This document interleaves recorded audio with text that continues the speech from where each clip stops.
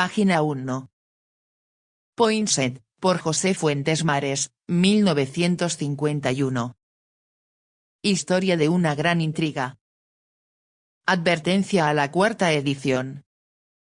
El éxito de este libro ha superado las ilusiones que su primera edición me hizo acariciar, a pesar de los denuestos que a mi costa vertieron entonces los depositarios del patriotismo. Es posible que la bondad de su tema permita la explicación de tan buena fortuna, ya que Joel Roberts Poinsett no solo es un personaje atractivo sino, además, clave de buena parte de nuestra historia y coautor del México actual, a la altura de Juárez. Independientemente de que El hombre de Charleston y el de Guelatao produzcan disgusto o entusiasmo, se impone el reconocimiento de su permanente actualidad. Que su versión de México está viva en la entraña de este país, y que lo informa todavía, que el México moderno es obra de ellos, en otras palabras, no como el México de Iturbide o el de Madero, que existió por un momento y desapareció sin consecuencias actuales. En 1951 terminé de escribir este libro, que de pronto caminó con poca suerte. Mi después querido amigo Salvador Abascal, alma infatigable de Editorial Hus, lo acogió entonces con reservas, dispuesto a correr solo con el riesgo del 50% del valor de la edición. Posiblemente el libro no habría llegado nunca al linotipo de no intervenir en ese momento otro amigo, don Ignacio Usle Fernández, quien proporcionó el resto. Inmediatamente después cambiaron las cosas, ya que de su aparición resultó un debate apasionado en los más importantes diarios de México. Vasconcelos, González Ramírez, Alessio Robles y varios más tomaron parte, hasta despertar un interés que no se agota todavía.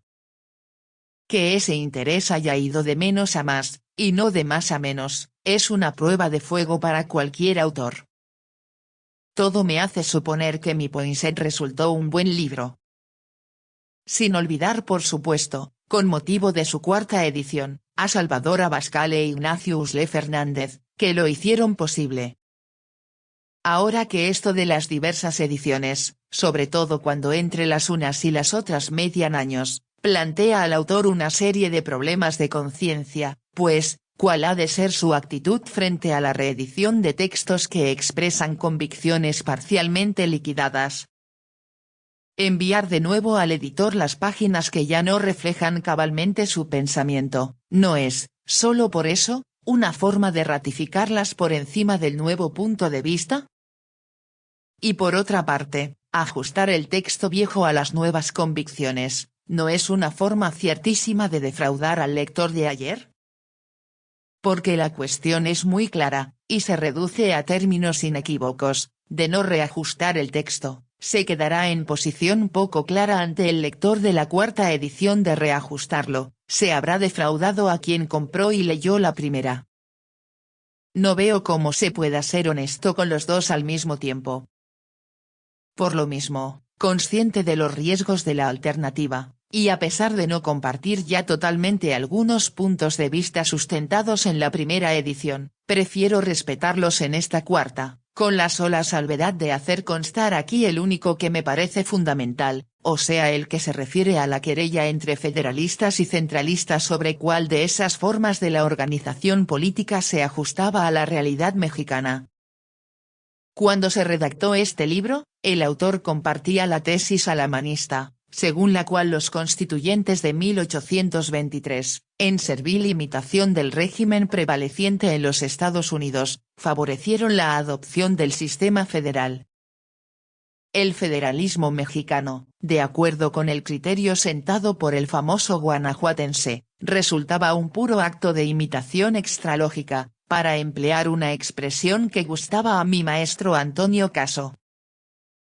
Ahora bien, este supuesto, que informó la primera edición del libro, continuó sin modificarse en la segunda, la tercera y ahora la cuarta, a pesar de que hace algunos años que el autor tiene la convicción contraria, o sea que si los diputados reunidos en México en 1823 se resolvieron por el federalismo, fue porque las provincias que representaban exigieron eso mismo, y no porque, arbitrariamente, se hubieran propuesto imitar el sistema de los Estados Unidos. La actuación de las diputaciones provinciales en los años previos a la Guerra de Independencia, valorada con acierto singular por la señorita Levenson, de la Universidad de Texas, despeja una serie de incógnitas, y hace patente que el debilitamiento de los gobiernos locales frente al central fue un fenómeno posterior, tanto que fue necesario el prolongado régimen porfírico primero, y el de la Revolución Mexicana después, para que se convirtiera en moneda ordinaria el atroz centralismo de nuestros días. Afortunadamente, excepción hecha del caso al que se alude, el problema no se presentó en alguna otra cuestión importante. En el resto del texto tesis, interpretaciones de acontecimientos, el criterio del autor no ha sufrido alteración sustancial, y por lo mismo carecía de sentido intentar modificación alguna. Correcciones al estilo cuando más, y no frecuentes, ya que se dejaron intocadas páginas enteras que hoy no habría escrito de este modo. Frente a un libro que ya no se comparte por completo solo quedan dos caminos, archivarlo, o reeditarlo tal y como fue. Todo menos reajustarlo. Reajustar un libro es algo tan ridículo como reajustar la vida, que es movimiento, y en la cual hemos dejado algunas piedras miliares a nuestro paso. El presente no es más que un tejido de programas abiertos al futuro, y de viejas presencias, unas vivas y otras periclitadas. El pasado proporciona la sustancia de la vida, y el futuro de esperanza. Estatismo y dinamismo, alas y plomo. Dejemos el pasado donde se encuentra, y no pretendamos hacerlo presente, menos cuando el futuro nos llama y queda enfrente. Apartémonos, como de una influencia maligna, de la tentación de entregar al lector una nueva edición corregida, reajustada. Mejor que intentar poner un viejo libro al día, tengamos la decisión de coger la pluma para escribir otro. Será el menor de los males o el mayor de los bienes, como se quiera. José Fuentes Mares. Parque Nacional de Majalca, Chihuahua, verano de 1964. Página 13.